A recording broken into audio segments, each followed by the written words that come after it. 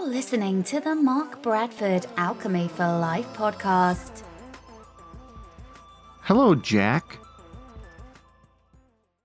Well, hey there. Welcome back. Have you ever had anything hijacked by ambition? That's a weird phrase, isn't it? It's a positive word slapped right next to a negative word. You know, ambition is almost always a positive thing. And hijacking is typically taking something that's not yours for your own use, right? You're to take over something, even though it's not your place to take that over. Reminds me of the old joke about the airline pilot whose name was Jack, and he didn't want anyone to greet him when he was up in front of the plane. But I want to make you aware of the odd phenomenon of something being hijacked by ambition. And you know, there's a clue actually in the definition and interaction you've had with people who've called you ambitious. If you've ever created something or done a project or worked on something and then had someone look at it and you're either explaining it or what have you, but when they kind of get what's going on, they go, oh, that's ambitious.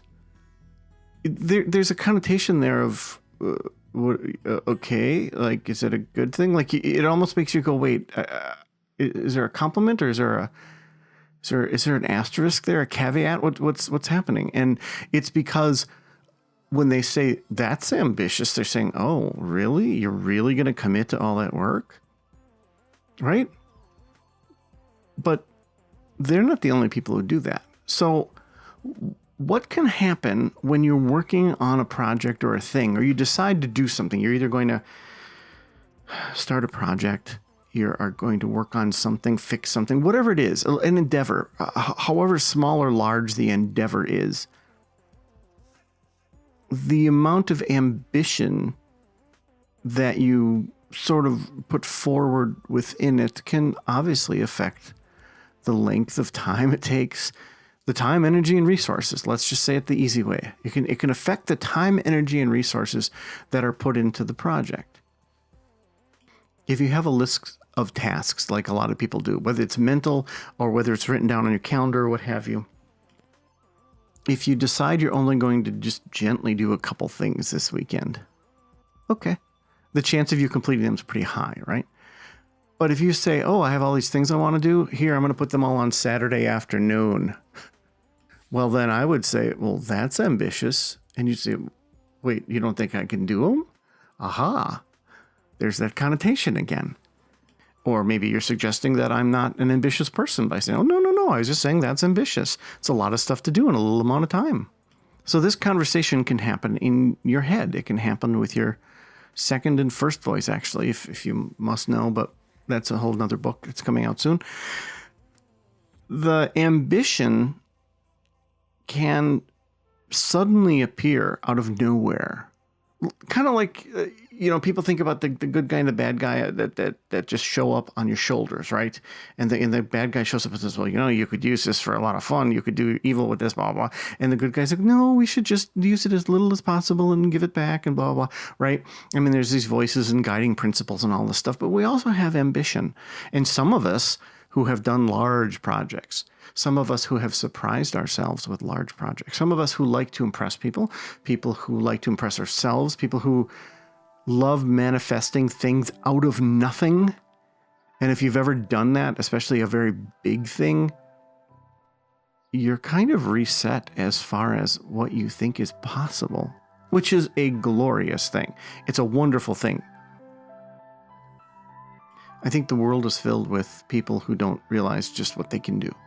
And there are a small amount of people in the world that keep yelling at them and telling them just how much they can do. And you see it all the time with posts on social media about that, right? If you only knew what you could do, blah, blah, blah, blah, blah, right? But it's actually true. But I want to give you the odd flip side, almost downside to it. Sometimes ambition can hijack something you're working on. And it can happen all the time.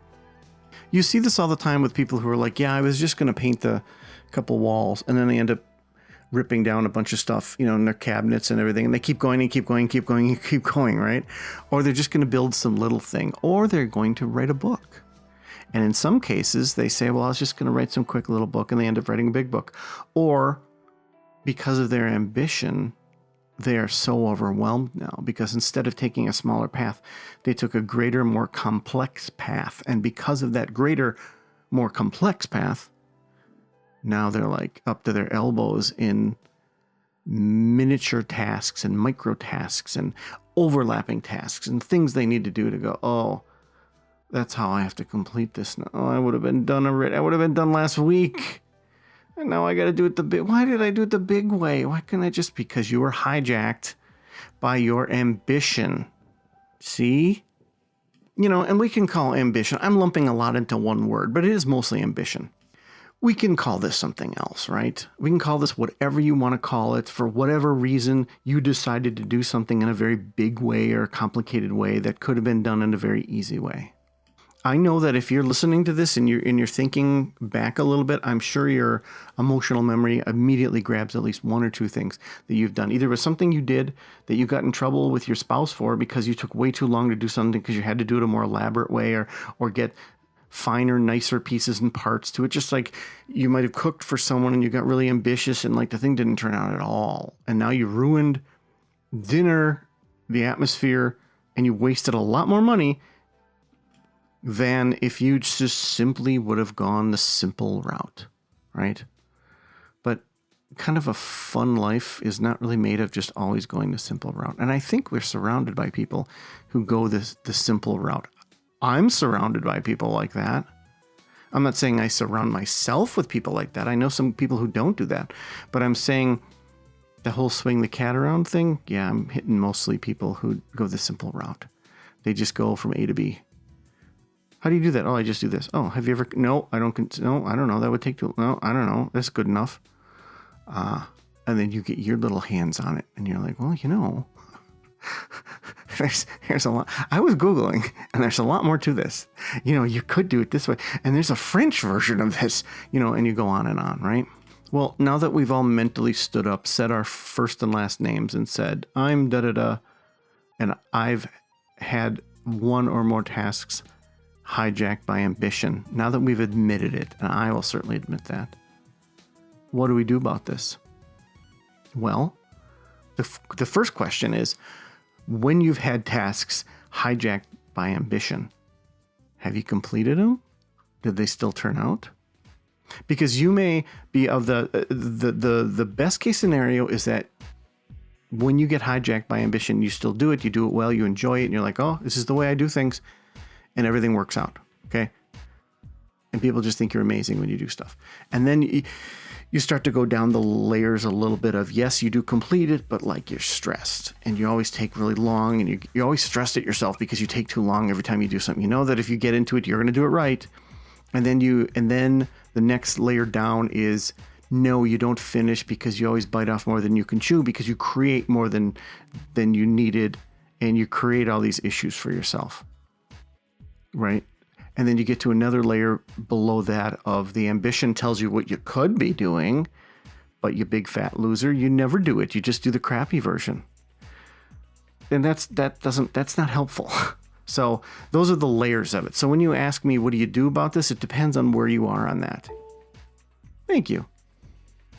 So with everything, I guess with every one of these podcasts, I always try to raise your awareness about something. Well, having the awareness is the solution. And sometimes, in this case, if you do indeed do this, if you're one of the people that does this and you're having results that are mixed, then recognizing that you do it is a big deal. Because if you start to do a project and you're like, I'm going to do this. Oh wait, let me really. Oh, you catch yourself and you're like, okay, I was starting to do the project in the big giant way that's going to annoy me. It's okay. And you look in the mirror and say this. It's okay that I do things the basic way. It's okay that this task is done this simple way. I can just, I'm not being lazy. It's just the simple way to do it. Okay. And you can reserve that ambition for something else. Because I can tell you the ambition's going to hang around. It's going to be behind you, tapping you on the shoulder. And then you can let it do its thing when you get to a project that really requires it. And I think that's what the true solution to this is. And it reminds me a lot of the advice I gave on the 3 a.m. wake-up call, which is that you can't ignore it. You can't ignore it when you get the little voice telling you, the toilet might be running and the house is going to flood at 3 a.m. Instead of ignoring it, you say, okay, I get it. I understand your concern, but at 3 a.m., I don't need to write that email or whatever. It's fine. And then the voice and you have a better relationship and you treat it like a child. It's the same thing with ambition. When ambition starts knocking and it starts tapping at your little shoulder and saying, there's like a much better way to do this. It costs like 10 times as much and will take 5 weeks longer. Everyone would be impressed. Okay, well, that's cool. That's cool that we want to impress people, sure. But in this case, no, we can just paint the wall. That's all. So hopefully that's helpful. Hopefully that's helpful to you. And I'd love to hear if you get tasks hijacked by ambition as well. Thank you. Hey, a little bit of a different end this time. Normally I tell people The Sword and the Sunflower's out and the trilogy and all that good stuff. But I wanted to let you know that a new book is coming out called 3 Voices. And beta readers are going through it. There's worksheets, and I'm getting just phenomenal feedback from them. They're loving it. They love the worksheets. It's actually helping people. It's so cool. I've also started doing group coaching for groups, and it has been such a cool thing. If you're interested in participating in group coaching, check out the form that's on. You can either reach me on the Alchemy for Life site or on the markbradford.org site, and there's a form you can fill out for group coaching. And I look forward to talking with you. Thank you so much.